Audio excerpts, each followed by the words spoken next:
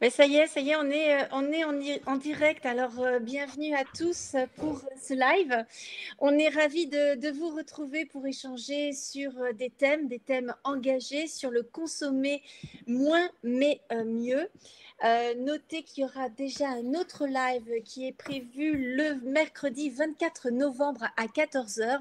Donc, si vous voulez dès maintenant vous inscrire, n'hésitez pas, vous pouvez le faire. On parlera à ce moment-là de l'économie circulaire. Aujourd'hui, c'est un live qui est mis en place par Camif, une entreprise française spécialisée dans le commerce en ligne, dans l'aménagement local et durable de la maison. Depuis 2017, Camif est sensible et sensibilise ses clients sur le consommer autrement. Et c'est l'occasion d'en parler avec le Black Friday. Vous avez sûrement entendu parler de ce phénomène, le vendredi noir de la planète, qui a lieu justement le vendredi 27 novembre, donc en fin de semaine. C'est un événement commercial qui nous vient des États-Unis, un phénomène qui est de plus en plus important en France, malgré tous les appels au boycott. Une consommation raisonnée doit être mise en place. De nombreuses enseignes se mobilisent, et notamment Camif, sur le sociétal et l'environnemental. Alors, il est donc important de diffuser justement les bonnes idées pour consommer autrement. C'est le thème. Je vous présente tout de suite nos deux intervenants. Donc, il y a Sébastien Boller, directeur en neurosciences, rédacteur en chef de Cerveau et Psycho et auteur notamment du livre Le bug humain. Bonjour Sébastien. Bonjour Caroline, bonjour à tous. Et il y a Emery Jacquia, qui est le PDG de Camif et président de la communauté des entreprises à mission. Bonjour Emery. Bonjour Caroline, bonjour Sébastien et bonjour à toutes et à tous. Alors, normalement, il y avait Marie Duboin qui devait venir avec nous, qui ne sera pas là aujourd'hui, qui est la créatrice de la méthode Bisou et auteure du livre J'arrête de surconsommer. En attendant, on va parler aujourd'hui du thème consommer autrement. N'hésitez pas bien sûr à interagir pendant ce live. Nous répondrons en direct à vos questions. Déjà, on peut commencer par une première question. Selon vous, c'est quoi mieux consommer? Est-ce acheter local, acheter de seconde main, acheter des produits recyclés, acheter quand j'en ai besoin, peut-être tout à la fois? Eh bien, c'est à vous de nous le dire et de poser vos questions en direct. Donc aujourd'hui, c'est consommer mieux, changer nos habitudes de consommation. Alors comment faire? Comprendre nos freins et agir. On va commencer et on entre tout de suite dans le vif du sujet avec Emery. Vous êtes PDG de Camif, papa et également consommateur. Alors vous, quels ont été les éléments moteurs de cette prise de conscience? Les éléments principaux de la prise de conscience, c'est le projet Camif, qui est un projet qui, depuis 2009, prône un modèle alternatif à ce que la grande distribution a toujours fait. Consommer moins, consommer mieux, consommer plus responsable, produire localement. Ça a été les choix que l'on a fait dès 2009 en privilégiant dans l'équipement de la maison, puisque c'est notre métier, et dans le e-commerce, le choix de la qualité, de la fabrication française et du durable. On a fait ce choix-là parce que ce choix s'est imposé à nous, à la fois par rapport aux valeurs de la marque, qui est une marque qui avait été créée en 1947 par des instituteurs qui s'étaient regroupés après-guerre pour se rééquiper et qui étaient assez alignés avec ces valeurs de la consommation plus raisonnée. Et puis également pour réengager tout l'écosystème des fabricants français avec lesquels travaillait déjà la Camif en 2009, on s'est dit il faut qu'on développe un modèle qui soit cohérent et qui mise justement sur probablement l'inverse de ce qu'a fait la grande distribution, qui a consisté à toujours aller chercher moins cher plus loin. Et nous, on s'est dit, on va faire l'inverse, on va sourcer et chercher le plus localement possible. Et même si c'est plus cher, mais pourquoi? Parce qu'en fait, derrière, il y a de la qualité, il y a une valeur sociale, il y a une valeur environnementale derrière cette consommation responsable, et que ça me parlait beaucoup en tant que dirigeant, mais aussi en tant que papa, vous l'avez rappelé, moi j'ai 3 enfants qui me poussent chaque jour à consommer moins et à consommer mieux. Et puis, ce qui est assez intéressant, c'est qu'on voit aujourd'hui la réconciliation possible depuis qu'on a fait le chemin d'entreprise à mission à partir de 2014. On a inscrit notre mission dans nos statuts en 2017 et notre mission, c'est de proposer des produits et des services dans la maison au bénéfice de l'homme et de la planète et de mobiliser tout notre écosystème pour imaginer les nouveaux modèles de consommation, de production et d'organisation. Parce qu'on est convaincu, et je pense que la crise Covid nous a renforcé dans cette conviction, qu'on est arrivé au bout d'un modèle, qu'il y a une nouvelle économie à inventer. On a aussi pris conscience, il me semble, accéléré là aussi par la crise Covid, des limites de notre modèle, des fragilités de notre modèle, et aussi du lien direct qu'on a entre nos modes de vie, nos modes de consommation et les dérèglements qu'on observe, que ce soit pour le climat ou pour la biodiversité ou pour les inégalités sociales croissantes. Et on peut faire quelque chose. Pour ça, il faut changer nos modes de production, nos modes de consommation. Et je crois qu'on a tous une part de responsabilité. Aujourd'hui, en tant que chef d'entreprise, ma responsabilité, c'est d'engager la transformation profonde de nos modèles vers des modèles qui consomment moins, qui sont probablement plus locaux, plus circulaires, moins gourmands en ressources et plus inclusifs aussi. Voilà. C'est au cœur du projet CAMIF. C'est pour ça que moi, ce sujet me passionne. Et on a mis les pieds dans le plat de l'injonction contradictoire pour une entreprise entre le profit et l'exigence du profit à court terme, voilà, et l'impact positif de notre mission en 2017, quand on a pour la première année boycotté le Black Friday. On a été le seul site en 2017 et le premier à fermer notre site carrément pour le Black Friday, pour justement faire passer ce message qu'il y a probablement une consommation plus responsable et que la surconsommation nous emmène de toute façon tous collectivement dans le mur. Parce qu'on le sait, les scientifiques du GIEC nous alertent depuis des années et aujourd'hui on a les preuves scientifiques. Voilà, si on change rien, on va dans un monde à plus 3, plus 4 degrés qui est juste pas soutenable. Donc, faire le pari de la consommation responsable, faire le pari de l'entreprise à mission, c'est au fond faire le pari de l'amour. C'est pour ça que j'aime la méthode bisou, parce que c'est faire le pari de l'amour pour que si on aime le monde dans lequel on vit, on le préserve, pour qu'on transmette à nos enfants et à nos petits-enfants un monde qui soit viable, qui soit soutenable. Justement, il y a une prise de conscience, c'est vrai, tout le monde se dit, voilà, la planète est en danger, tout le monde en parle, mais alors pourquoi, Sébastien, c'est pas encore un automatisme chez nous? La prise de conscience, malheureusement, ne suffit pas forcément pour donner l'impulsion du désir de changer. C'est plus compliqué que ça dans le cerveau humain. C'est ça qui fait qu'on a du mal à comprendre ce qui nous arrive et à trouver les clés pour débloquer la situation. Parce que le cerveau humain, il a une partie développée, on va dire intelligente, qui est capable de comprendre les enjeux et de très bien identifier les problèmes et de se dire, ben voilà ce qu'il faudrait faire.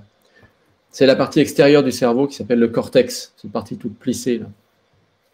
Mais la zone du cerveau qui nous fait désirer, qui nous donne du plaisir au jour le jour, elle est complètement différente. Elle est située au cœur du cerveau, elle s'appelle le striatum, et elle va nous donner du plaisir, par exemple quand on mange une nourriture grasse et sucrée, par exemple quand on va surfer sur Internet pour avoir des likes, quand on va s'acheter un sac à main griffé ou des nouvelles paires de chaussures pour avoir un peu plus de visibilité ou de standing ou de statut social par rapport à ses copines ou ses copains. Et à chaque fois qu'on fait ça, ben, ce petit striatum là au fond de notre cerveau, qui nous vient du fond des âges, eh bien, il nous récompense avec une molécule qui donne du plaisir et qui s'appelle la dopamine. Et le problème, c'est que cette dopamine, bah, c'est ça qu'on cherche au niveau affectif, au niveau hédonique, comme ça, le plaisir qu'on cherche. Et c'est ça qui nous fait décider, en fait, au jour le jour de nos actions quotidiennes. La raison, là-dedans, elle dit « Ah, bah, ce serait bien si », mais le striatum, avec la dopamine, dit « Fais ça, tu auras du plaisir ». Et malheureusement, on est dans un drame qui vient du fait qu'on a ce cerveau, là, qui fonctionne comme ça, et qu'autour, on a quand même créé tout un monde qui est organisé pour satisfaire ce désir de plaisir immédiat et facile. Et c'est la rencontre entre les deux qui, aujourd'hui, est très difficile à désamorcer. C'est marrant parce que là, on a la réponse du sondage, justement, qu'on a lancé tout à l'heure, et 80% répondent que consommer mieux, c'est consommer quand j'en ai besoin. Et c'est vrai qu'on va en parler justement de ce besoin. Chez Camif, est-ce que vous avez constaté justement que les clients consomment mieux? Est-ce qu'il y a une différence justement entre l'envie et le désir? Est-ce qu'il y a une évolution chez Camif que vous avez pu constater? En effet, on en a d'abord dans les clients historiques, il faut le dire, des instituteurs qui sont peut-être, ils n'ont pas plus de moyens que les autres, mais ils ont un niveau d'éducation assez élevé. Et donc, ils ont aussi une réflexion par rapport à leur achat qui a toujours été là. Et ils ont beaucoup, ils décryptent très bien les codes du marketing et ils ont donc cette voilà, ce décryptage qui les aide à pas tomber dans le panneau, on va dire. Après, on a beaucoup recruté, beaucoup transformé Camif depuis 10 ans. On a l'année dernière fait une très belle croissance et avec l'essentiel de nouveaux clients. Aujourd'hui, 80% de nos clients sont des nouveaux consommateurs plus jeunes et vraiment inscrits dans cette consommation responsable, qui veulent donner du sens à leur achat, savoir d'où ça vient, comment c'est fabriqué, par qui c'est fabriqué. Et ce dont on s'aperçoit quand on regarde nos profils de ces clients, c'est qu'ils n'ont pas plus de moyens que les autres. Et pourtant, ils achètent des produits plus chers parce qu'un produit de qualité, durable, made in France, c'est forcément plus cher qu'un produit importé de très loin et fabriqué dans des conditions sociales et environnementales qu'on ne voudrait pas trop savoir. Eh bien, en fait, ce qu'ils font, ces clients, c'est qu'ils font beaucoup plus d'arbitrage. Donc, ils achètent moins. Ils n'ont pas forcément le dernier smartphone à la mode. Ils achètent 3 fois plus d'occasions que la moyenne. Ils font davantage de choses eux-mêmes. Et ils en trouvent du plaisir. Et c'est important, la notion de plaisir, je pense qu'il faudra qu'on y revienne parce que c'est la clé pour moi. Et du coup, ça leur libère du pouvoir d'achat pour, quand ils veulent se payer un bon meuble, pour se faire plaisir, une belle table, une belle chaise, un beau canapé, un bon lit pour bien dormir, c'est important, on y passe un tiers de notre vie. Eh bien, ils vont mettre le prix, mais ils vont aussi mettre l'attention, à savoir d'où ça vient, comment c'est fabriqué, par qui, dans quelles conditions sociales et environnementales. Et voilà, et ça résout l'équation un peu fin du monde, fin du mois. Mais ça demande juste d'avoir un niveau de recul par rapport au code de la consommation et de la surconsommation et d'échapper un peu au rouleau compresseur du Black Friday. Parce que pendant le Black Friday, toutes les marques se liguent pour que vous achetiez un produit dont vous n'avez pas besoin à des prix que vous pensez formidables, mais qui ne sont en fait pas si formidables que ça. L'UFC Que Choisir a d'ailleurs fait une enquête là-dessus. En moyenne, vous faites 4 à 5% de rabais par rapport à un prix normal. Ça n'a rien à voir avec les moins 70 ou les moins 80% qu'on nous affiche, mais qui sont des prix complètement fake en fait. Voilà. Et donc, je crois le profil des nouveaux clients, et quand on observe les jeunes générations, j'ai 3 enfants, l'aîné à 21 ans, ils décryptent beaucoup les tentatives de greenwashing, ils décryptent beaucoup les tentatives des marques. Ils ont parfois des injonctions contradictoires, il ne faut pas se leurrer non plus, mais ils ont une sensibilité par rapport aux enjeux du climat qui est vraiment beaucoup plus mature que celle qu'on avait il y a 25 ans. Alors justement, est-ce qu'on peut dire que le plaisir bouge? C'est-à-dire, avant, comme vous disiez, il fallait s'inscrire dans une société, avoir le dernier sac à main. Est-ce que là, pour le coup, le plaisir, ça ne serait pas d'avoir du confort et qu'on déplace justement ce besoin? Qu'est-ce que vous en pensez, Sébastien? Est-ce qu'il n'y a pas justement un déplacement du plaisir? Il y a un déplacement du plaisir qui peut être opéré sous certaines conditions. Le mécanisme de libération de dopamine, il est très vicieux parce que il obéit à un principe de désensibilisation. C'est-à-dire qu'on s'habitue à ce qu'on a très très vite. Et donc, par exemple, si vous avez un nouveau smartphone, au début, vous allez avoir de la dopamine, du plaisir, et puis au bout de quelques jours ou semaines ou mois, ça dépend un peu de votre cerveau, comment il est fait, il n'y aura plus de dopamine. Et vous n'allez plus ressentir le plaisir du début. Et donc, cette machine dans notre cerveau nous pousse à ce moment-là à dire « Ah, j'aimerais quelque chose de mieux. » Et le problème, c'est que quand on rentre dans cette spirale-là, on est condamné à augmenter sans arrêt la consommation pour se sentir exister. Alors, ce qu'on peut faire pour recaler le système, c'est s'obliger à ne pas céder à cette mécanique d'escalade, à attendre, à créer une sorte de petite frustration. Et à ce moment-là, le plaisir qu'on aura décidé, par exemple le meuble qu'on a soigneusement réfléchi, qu'on a choisi, qu'on est allé voir, sur lequel on a accepté d'investir, mais pas tout de suite. On prend le temps d'avoir épargné, attendu le bon moment, s'être mis d'accord avec son conjoint, tout, en avoir parlé avec les enfants. À ce moment-là, ce plaisir, non seulement il sera amplifié par le fait qu'on aura préparé, par l'attente, mais en plus par le fait que pendant ce temps-là, la ligne de base de dopamine se sera recalée vers le bas, et là, ça garantit une explosion de plaisir. Donc, il faut être intelligent avec son système du plaisir, et le système que propose Emery, il fait sens physiologiquement.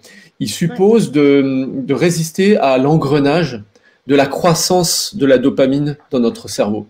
Et je crois être informé de ces mécanismes intimes de notre cerveau, ça peut nous aider aussi en situation à conforter son point de vue que c'est comme ça qu'on se sent heureux finalement. Alors, j'ai une question pour vous, Monsieur Boller. C'est Hortense qui demande quel est le lien entre éco-anxiété et sobriété.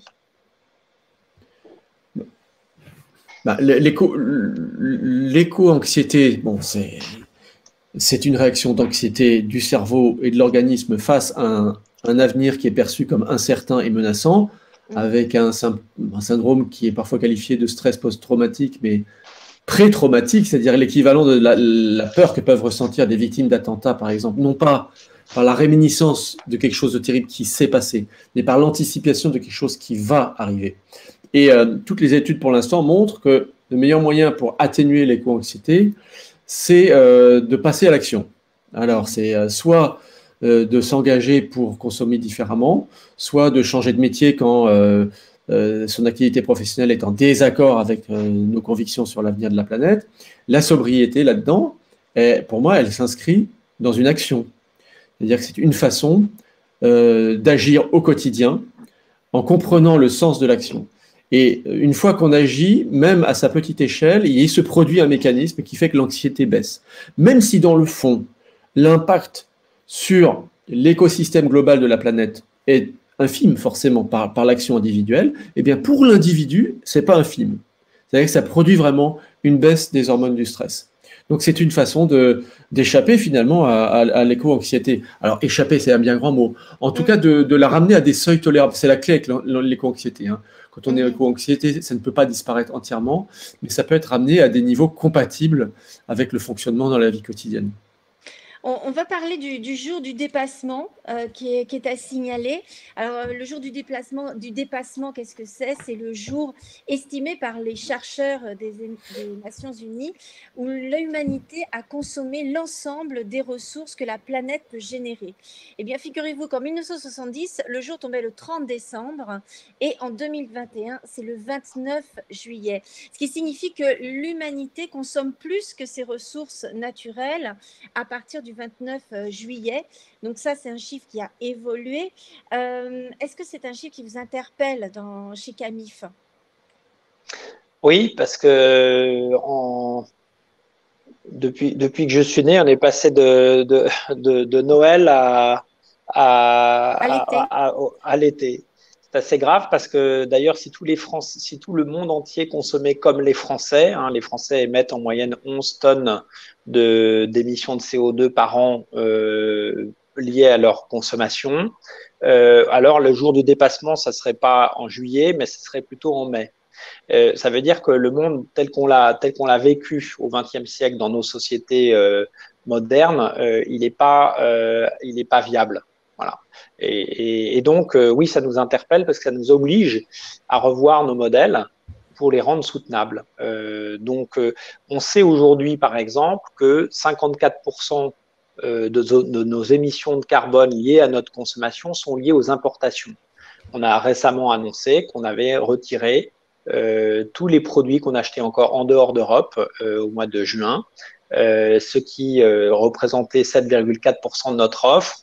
En électroménager, en jardin, encore beaucoup plus que ça.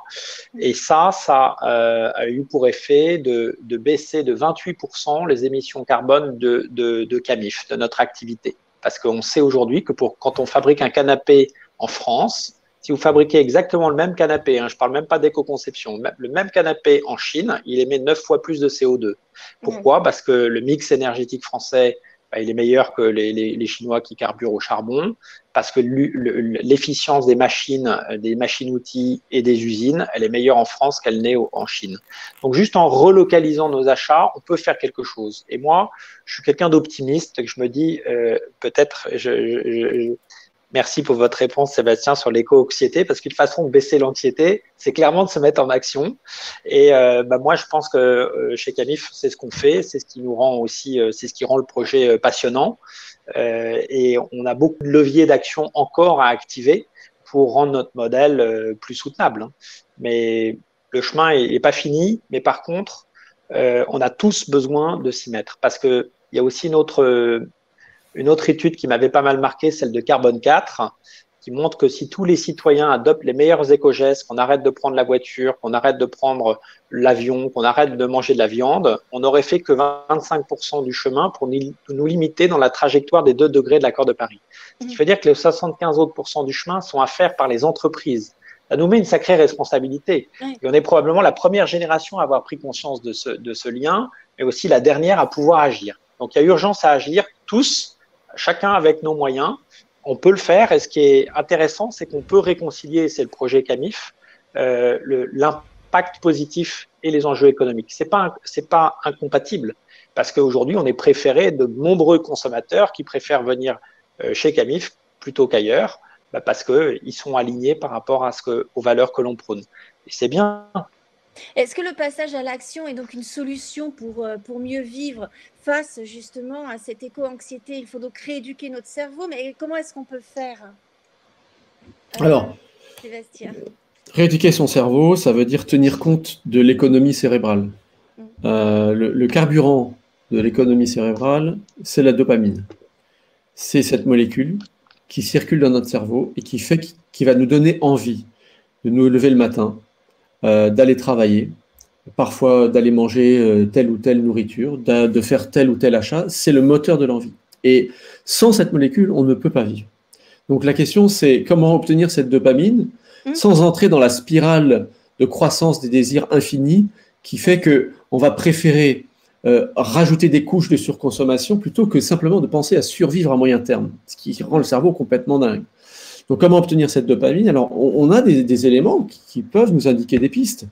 Le premier, c'est de refaire intervenir une capacité du cerveau qui est sous-exploitée, qui est la conscience, tout simplement. C'est-à-dire, vous pouvez manger beaucoup sans faire attention, et vous aurez peu de plaisir. Vous êtes devant votre télé, et vous mangez machinalement, et vous vous empiffrez de chips et de je sais pas quoi, et vous ne ressentez rien, et vous êtes là comme ça.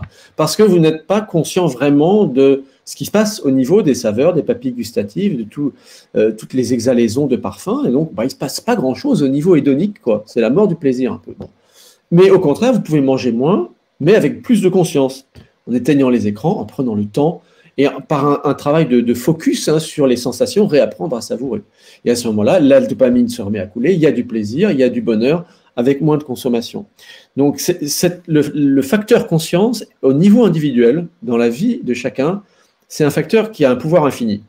Le seul problème, c'est qu'il demande une forme de discipline quand même. C'est-à-dire qu'il faut s'extraire de l'urgence, s'extraire du diktat des rythmes, arriver à supporter un petit moment de flottement quand on ne peut pas avoir tout de suite la grosse stimulation alimentaire ou télévisuelle ou que sais-je, et supporter ce moment de bas bruit pour notre système du plaisir. Et ensuite, laisser la conscience se développer. Il y a des techniques pour ça. La méditation de pleine conscience, c'est la plus connue. Ce n'est pas par hasard que ça se développe. Ça répond à un besoin qui est du même ordre que la fin de ce système que vous décriviez, Emery. C'est qu'on se rend compte que ce système qui nous a promis le bonheur, en fait, il ne fait que tout détruire sans plus rien ressentir. Donc, il faut remettre la main sur notre cerveau, sur notre conscience, et à ce moment-là, on peut avoir du plaisir en diminuant les doses. Ça, c'est l'équation idéale. Bon. Mais il faut du temps, et ça, c'est quelque chose dont nous ne sommes pas toujours maîtres. Moi, je ne veux pas fustiger l'individu, et il est broyé par des rythmes de consommation, de production, de rythmes de vie, de connexion permanente, qui font qu'il peut être très vite mis sur le bas chemin, sur le bas côté du chemin, s'il ne suit pas le rythme. Et donc, remettre la main sur le temps, c'est difficile dans ces conditions. Il faut une discussion, un moratoire sur le temps, dans notre discussion aujourd'hui au niveau parlementaire, au niveau politique. Il faut remettre en question les dogmes de la concurrence, parce que la concurrence des individus et des entreprises crée la pression du temps et l'impossibilité de renouer avec notre conscience. Et donc, on va se réfugier dans une augmentation permanente de la consommation pour pallier le manque de conscience de ce qu'on a et de ce qui pourrait faire notre bonheur. On ne se rend pas compte, on est gâté, on a tout ce qu'il faut, mais on ne le sent plus à cause de ça. La deuxième piste, c'est l'altruisme, en fait. Longtemps, on a pensé que l'altruisme, c'était un chemin de vie, une exigence philosophique, une question d'éthique. Ça l'est, mais pas seulement, c'est aussi un pourvoyeur de dopamine. Il y a des expériences d'imagerie cérébrale qui remontent à peine 3 ans, qui montrent très bien que dans certaines circonstances, quand on partage, eh bien, on peut avoir plus de dopamine et de plaisir que quand on accumule pour soi. C'est-à-dire que renoncer à une partie de ce qu'on a, c'est pas forcément doloriste, c'est pas forcément une source de sacrifice au sens on se fait mal pour faire quelque chose de bien dans l'absolu. Ça fait plaisir. Mais ce qui est intéressant, c'est que ça fait pas plaisir à tout le monde. On fonctionne pas tous pareil. Il y a certaines personnes qui vont avoir cette dopamine en partageant et d'autres moins. Et c'est beaucoup plus le cas chez les femmes que chez les hommes. Et on pense que c'est parce que les femmes ont été souvent éduquées petites, plutôt avec des normes de partage et d'altruisme. On le voit dans l'éducation des petites filles. On va féliciter une petite fille si elle a partagé, si elle a aidé sa copine à l'école qui pleurait. Et on va plutôt féliciter le petit garçon s'il ne s'est pas laissé marcher sur les pieds. Ça, c'est vraiment une façon d'accorder du statut social au striatum de notre cerveau, soit en réponse à de l'altruisme, soit en réponse à de l'égoïsme. Et notre cerveau, notre striatum, il veut du statut social, il veut être reconnu. Donc si on reconnaît une personne sur la base de son altruisme, on va forcer son cerveau à libérer de la dopamine. Donc c'est une question d'éducation, c'est une question de normes sociales dès le plus jeune âge. Ça veut dire que notre cerveau est plastique et que si on met en œuvre les bonnes normes sociales, on peut créer des générations d'addicts au partage. Hein, ça c'est tout un programme. Et la dernière dimension, c'est la connaissance pure, puisqu'on dispose de données, aussi d'imagerie cérébrale maintenant, qui montre que le simple fait d'aller visiter un musée avec son gamin, d'ouvrir une encyclopédie, de prendre le temps d'apprendre le nom des plantes, au bout d'un moment, ça fait aussi libérer de la dopamine et ça donne du plaisir bien plus qu'un hamburger ou qu'une PlayStation. Et là, en même temps, c'est le temps. Parce que appuyer sur un bouton pour regarder une vidéo YouTube, ça donne de la dopamine tout de suite au cerveau du gamin. Alors que ouvrir une encyclopédie, regarder le nom des constellations, faire une balade en forêt, eh ben, il faut y consacrer 20 minutes, une demi-heure, 1 heure et rentrer dans une autre échelle de temps. Je crois que vraiment, le jour où on aura compris ça, qu'il faut un peu ralentir pour remettre les choses dans l'ordre dans notre cerveau, on aura trouvé une source de dopamine qui ne soit pas nuisible. Ça, je suis tout à fait d'accord avec vous, mais on est dans une société qui va très vite. On a besoin d'aller vite pour s'inscrire dans notre société, pour tout. Alors que ralentir, ça veut dire qu'il faut prendre les enfants dès le départ. C'est nous, en tant qu'adultes, comment on va faire pour ralentir? Comment on va apprendre à ralentir? Eh bien, je crois qu'il faut s'y mettre. Hein. Non, il faut apprendre à se calmer. Souvent le fait de se mettre dans le mouvement de l'accélération, c'est quelque chose qui est insensible. On ne s'en rend pas compte, on ne se pose pas la question. Quand on a pris conscience qu'on est pris dans ce mouvement-là, et qu'en fait, c'est absurde, et puis que ça ne nous rend pas forcément plus heureux, il y a un moment de décision personnelle, on peut très bien dire, mais je suis pas toujours obligé, c'est pas vrai. On peut apprendre à mieux gérer son temps, on peut apprendre à se ménager des plages de silence, on peut apprendre à pas automatiquement, dès qu'on rentre chez soi, allumer le poste de radio, le poste de télé, des trucs comme ça. Je crois qu'il y a une connaissance de soi aujourd'hui qui est un petit peu à l'aube de son dévoilement, qui n'est pas encore très diffusé. Et j'ai quand même espoir là-dedans, parce que c'est quelque chose d'assez inédit dans l'histoire de l'humanité, ce moment où il y a une connaissance scientifique des rouages internes du soi, des désirs, de la perception du temps, qui n'a pas encore été mis entre les mains de nos concitoyens. Et je pense que quand on a ces outils-là, on change. Enfin, moi, j'en ai vu des exemples. J'ai vu des exemples de personnes qui sont revenues me voir après avoir assisté à une conférence, par exemple, où j'expliquais ces rouages-là de notre dopamine et tout ça, qui me disaient, maintenant, je sais, justement, maintenant, je sais quand c'est le Black Friday que je saute de mon fauteuil avec ma carte bleue pour aller sur les sites et tout, et c'est mon striatum, c'est ma dopamine. Et là, ils me disent, en fait, maintenant que je sais, bah, c'est beaucoup plus facile. Je peux me dire, bah non, je suis pas obligé d'obéir à cette chose qui me vient de millions d'années d'évolution, qui est mal adaptée à notre époque. Ouais. Et non, mais c'est un outil de liberté et d'action, je crois, vraiment. Donc, à pousser, voilà. Justement, Camif a poussé dans ce sens, hein, avec la mise en place de la campagne de sensibilisation, avec le hashtag Bisous Friday, qui est inspiré de cette méthode Bisous. On peut justement en parler un peu de cette méthode avec ces lettres qui ont une signification, Emery. Mais oui, je disais tout à l'heure, il faut faire le pari de l'amour, parce que si on aime notre planète, il faut la respecter. Et la respecter, c'est consommer de manière plus responsable. Alors cette année, on a décidé de ne pas culpabiliser, c'est pas l'objectif, mais c'est d'envoyer des bisous. On a d'ailleurs la semaine dernière envoyé plein de bisous à nos clients. Des postiers sont allés chez nos clients, se sont rendus physiquement chez nos clients pour leur faire des bisous. C'est génial. Et pour leur expliquer. Ouais. Et les postiers étaient super heureux d'ailleurs de cette opération, et c'est vraiment bien. Et donc, pour la première fois, on est, je pense, la première marque à envoyer des bisous à nos clients. Et en fait, bon, bah, le bisou, c'est aussi l'explication de cet acronyme du bisou. Et la première des questions qu'on peut se poser avant d'acheter un produit, c'est est-ce que j'en ai ou à quel besoin ça correspond, au fond. Voilà, est-ce que j'en ai besoin et à quel besoin ça correspond. Et c'est une question essentielle parce que si ça correspond à aucun besoin, bah, il vaut mieux passer son chemin et garder son argent. C'est mieux. C'est mieux pour soi, c'est mieux pour son porte-monnaie et c'est mieux pour la planète. Il faut prendre le temps de se poser la question. Voilà, et j'aime beaucoup la notion du temps, redonner du temps long, reprendre du temps dans nos cycles de décision. Et nous, c'est vrai aussi qu'on est sur des achats. On n'achète pas un canapé comme ça sur un coup de tête, quoi. Donc c'est souvent 6 mois, 1 an de réflexion avant de passer à l'action sur l'achat d'un canapé. Donc il faut prendre son temps et se poser les bonnes questions. La deuxième question qui vient dans l'ordre du bisou, c'est est-ce que j'en ai besoin immédiatement? Voilà, c'est une question de temporalité justement. On a beaucoup de sites, notamment des sites américains, qui vous poussent à commander tout de suite, à être livré dans les 2 heures. Nous, on pense que ce modèle, il va dans le mur et qu'on n'a pas besoin d'un produit de l'avoir dans les 2 heures. On peut prendre son temps et je crois que le plaisir augmente avec le temps. Voilà. C'est pas pour ça qu'on livre mal nos clients et qu'on les livre dans un temps long, trop long, mais entre 2 heures et quelques jours, il y a un impact considérable en termes, ne serait-ce que d'impact pour la planète, d'une livraison hyper rapide en 2 heures et d'une livraison, voilà. Et donc, est-ce que j'en ai besoin immédiatement ou est-ce que je peux pas reporter à plus tard? Est-ce que ensuite j'ai pas un produit similaire? On voit nos armoires à chaussures sont remplies de chaussures. Quand j'en achète une, je me dis mais c'est pas possible. En fait, j'en ai déjà plein.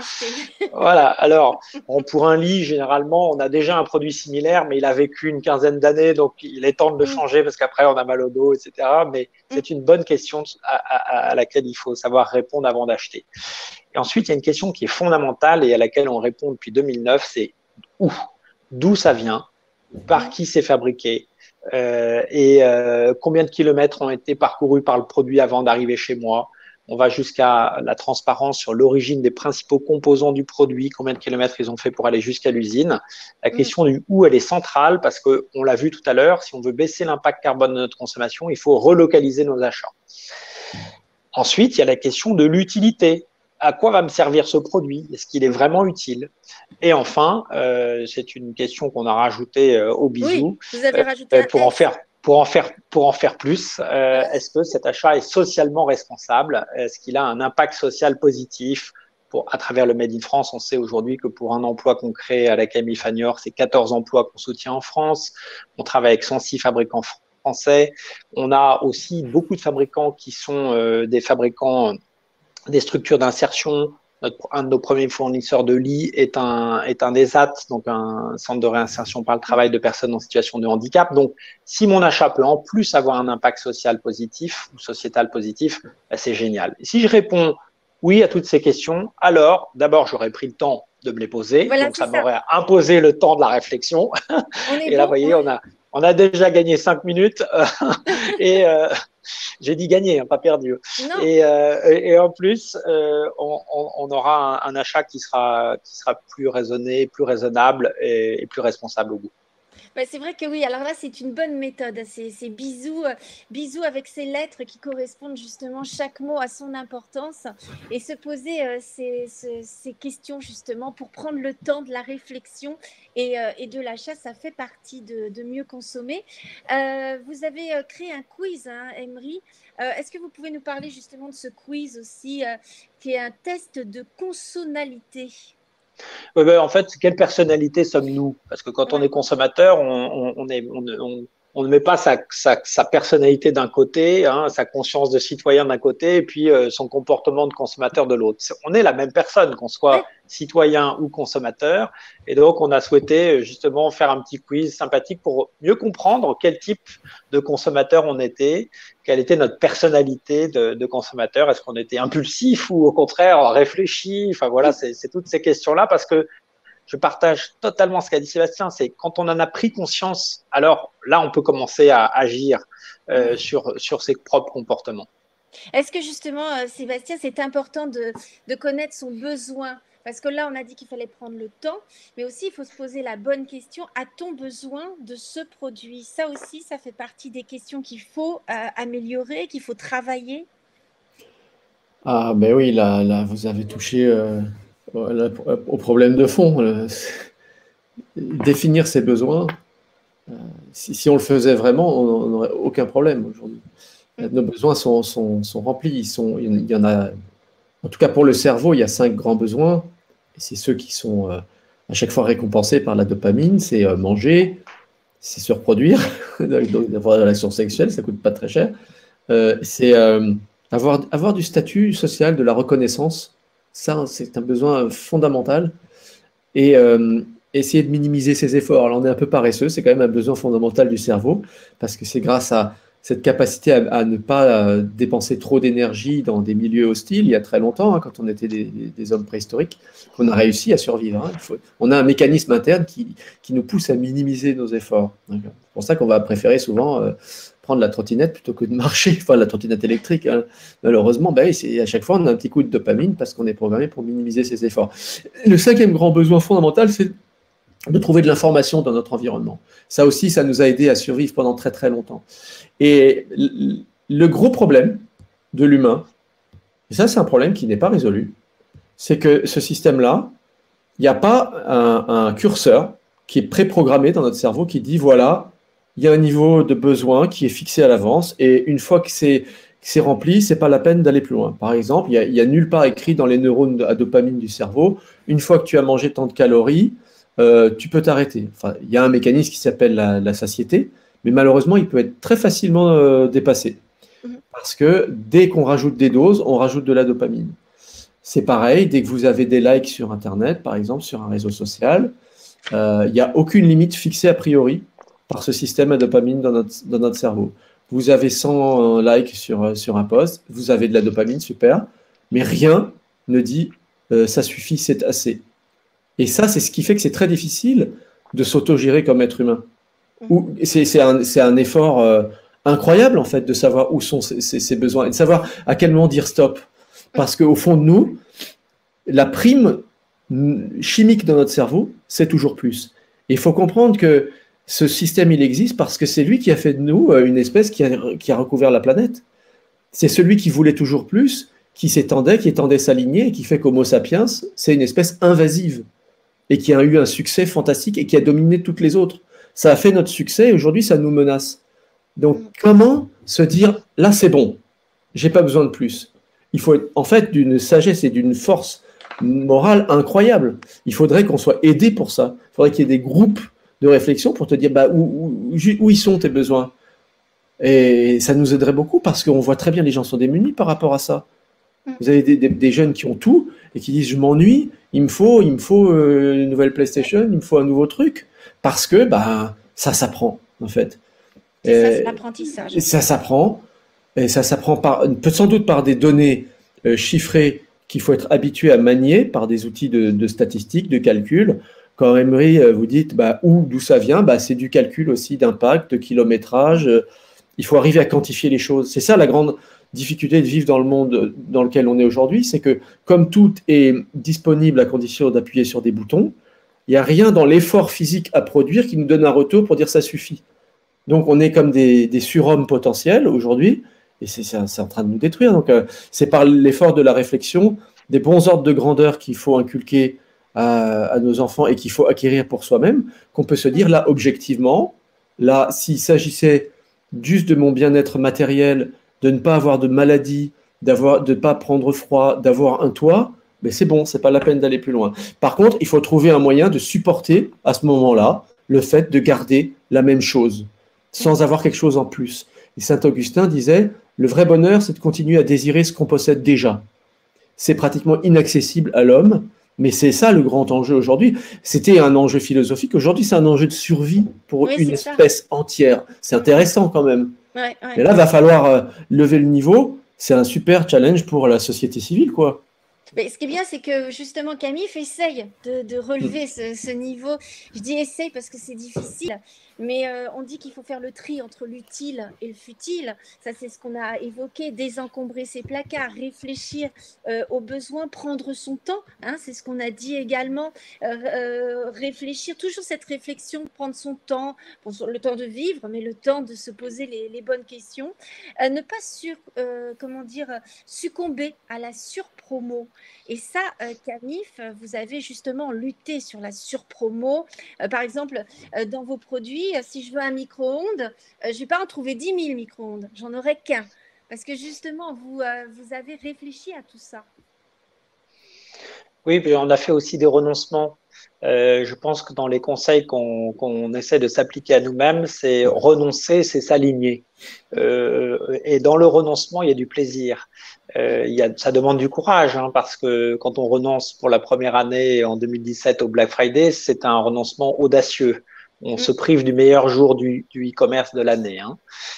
Quand on refait ça en 2018, en 2019. Mais notre fierté, c'est que l'année dernière, il y a eu 1000 sites e-commerce qui ont boycotté le Black Friday, qui n'ont pas fait le Black Friday, sans aller forcément jusqu'à fermer. Et donc ça, c'est très positif. Et le renoncement qu'on a opéré cette année sur les produits qu'on achetait encore en dehors d'Europe, c'est une façon de nous aligner par rapport à notre mission, qui est de faire du local, dynamiser l'emploi sur les territoires, faire de l'économie circulaire, parce que l'économie circulaire, elle peut pas se faire à l'autre bout de la planète. Et je crois que puisqu'on en est un peu à la conclusion, là, on a vu les effets de la COP26 qui n'ont pas donné grand-chose.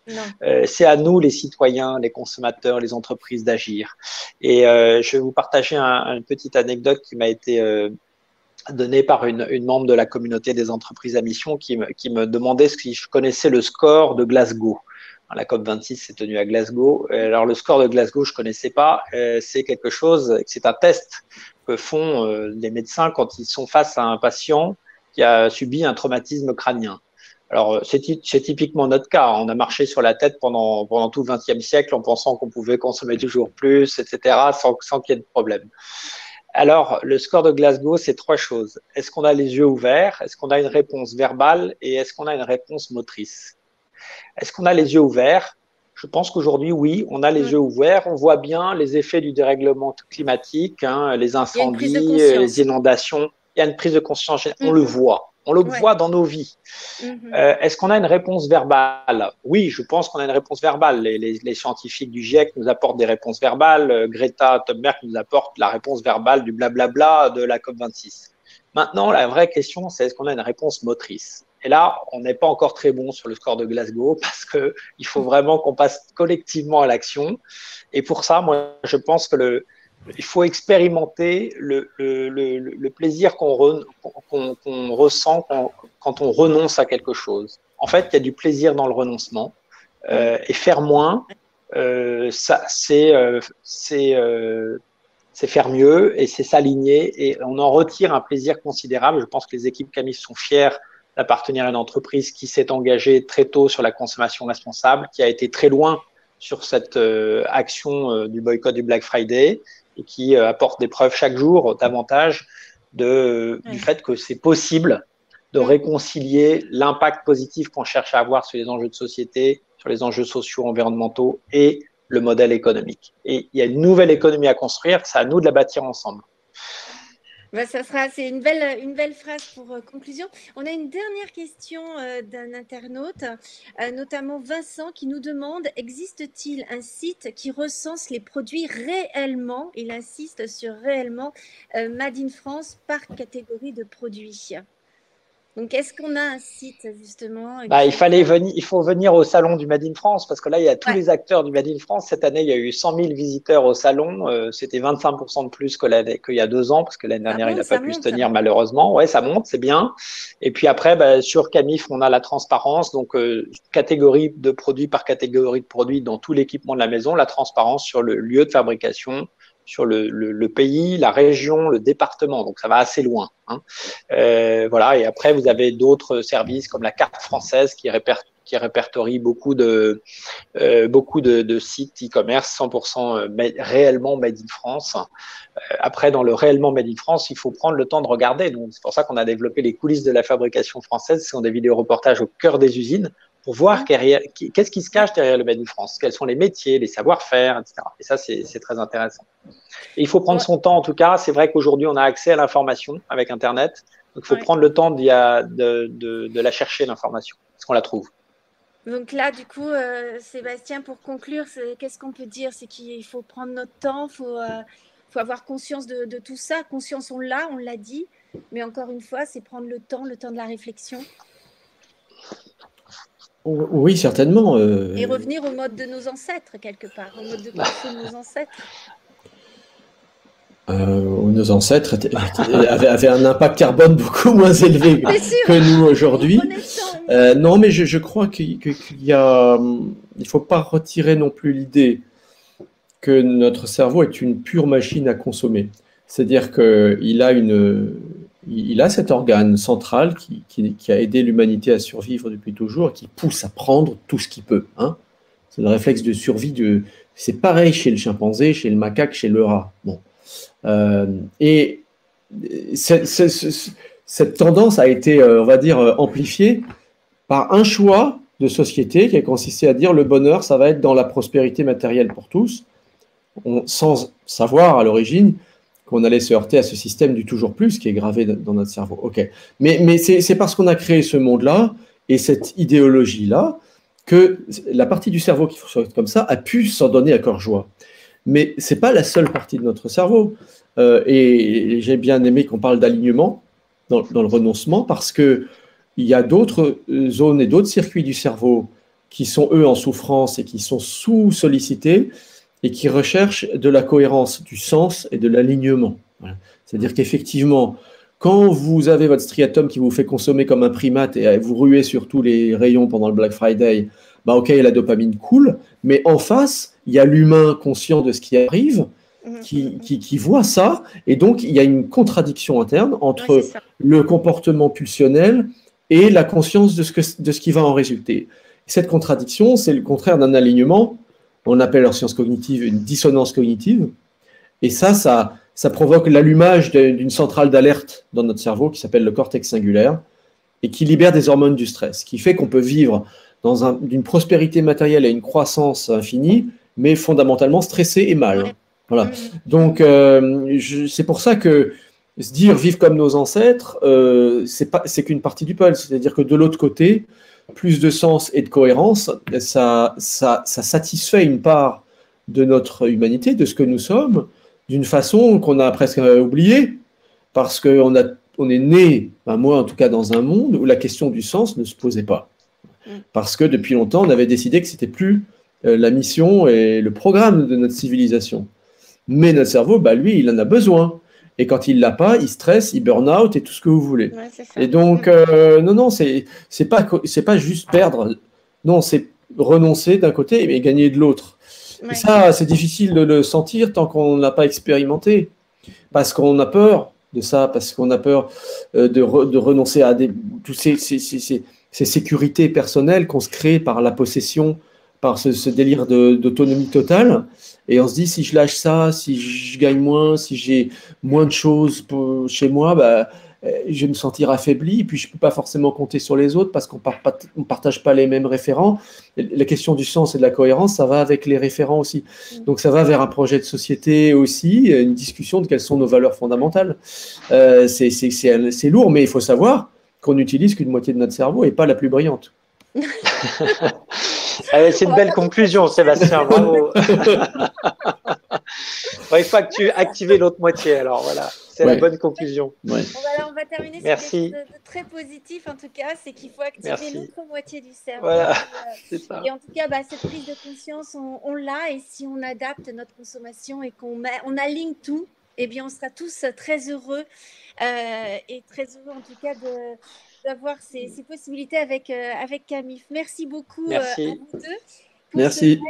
Merci Caroline. À être là avec nous. On se retrouve mercredi à 14h pour un autre live où on traitera de l'économie circulaire. Je rappelle votre livre, Sébastien Voller, Le bug humain aux éditions Pocket.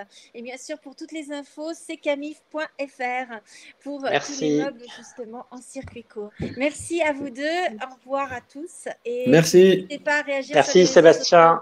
Merci Emery, merci Caroline, à bientôt. Merci Caroline, au revoir. Au revoir.